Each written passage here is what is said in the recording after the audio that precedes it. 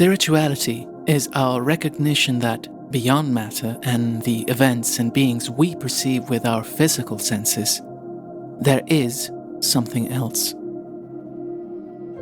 The material world we occupy is an expression of this something, which is itself a deeper, more fundamental reality.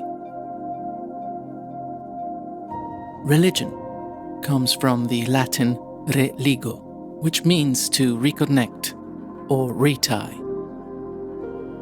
Religion is the practice of relinking oneself to the spiritual world, the deeper meaning of that which surrounds us. We can say, therefore, that spirituality is religion, but in this original sense, not the type of hierarchical, socio-political structure more commonly associated with the word. Spirituality can be free, arising from inner searching and self-questioning.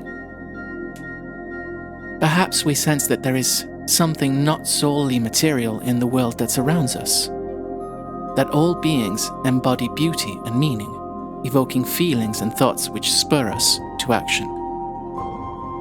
Nature speaks to us through its beauty and perfect functions. It is a living record of the marvelous beings that have created it and that maintain it. No beauty or perfect function can exist in the world without being first carefully designed by some form of consciousness. Everything in existence speaks to us on a level equivalent to that of the consciousness that created it. A table, for example, tells us of the carpenter's level of awareness and creativity. It wasn't created by chance. An oak tree, an eagle, or a child likewise testify to their creator's level of awareness and artistic creativity. Science has drilled down to the finest level of molecular structure, splitting open the atom itself to discover quarks, gluons, protons, and electrons.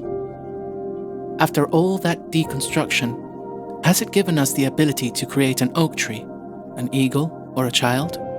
No. It is reasonable to conclude, therefore, that some form of consciousness, superior to that of mankind, carefully created that which exists, as we don't yet know how to. By observing our own lives and that of others, we can gradually realize that events do not unfold randomly. Circumstances guide us in certain directions, stimulating us to do some things rather than others. All these actions are opportunities to work on ourselves for our personal growth. Seen this way, the events of our lives form a set of instructions in what work we need to undertake in order to develop, similar to a script outlining scenes within the confines of which we, as actors, are called upon to improvise.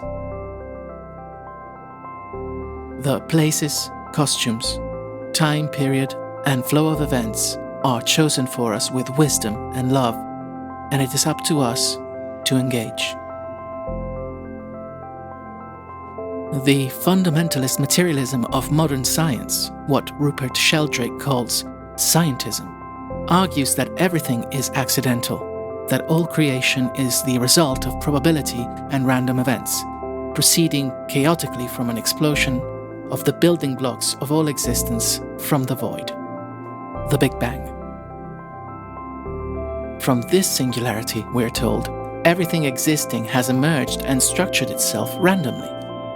Every form of beauty and being, every ecosystem, thought, feeling, even the flow of time itself, a blind march from a burst of something out of nothing. After all this senseless blending and reblending of inanimate chemical compounds acted upon by physical laws of gravity and electromagnetism, the emergence of intelligence and consciousness is simply a byproduct of this randomness, a hard problem, viewed statistically if dealt with at all. This limited understanding of existence, bounded by an unwillingness to engage with the numinous or the qualitative, dominates our materialist culture.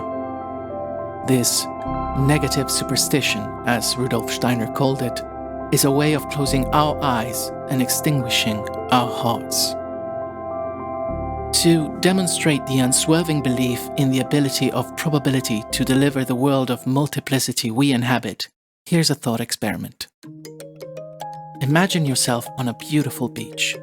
You fill a bucket with sand and throw it in the air, where it disperses and falls back down to earth.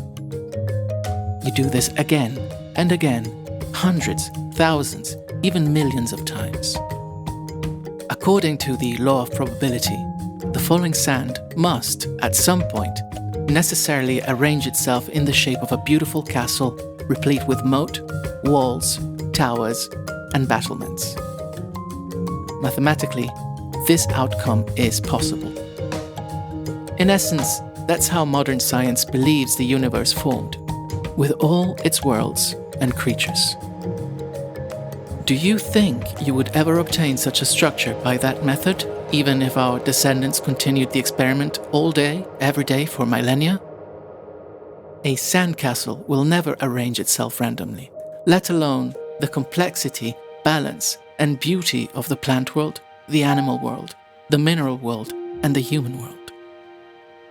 Spirituality is understanding and feeling within ourselves that the same world of thoughts and feelings that is within us is present in all things, that everything existing arises from the love of a higher intelligence who designed this evolutionary experience on Earth as a stage capable of stimulating us to grow and become gradually more like itself, capable of improving the world through creative, loving thoughts and actions.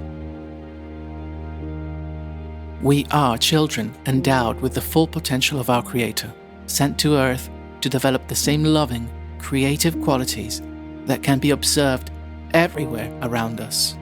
In a sunset, a good meal, a flowing river, a flying bird, and a blooming flower.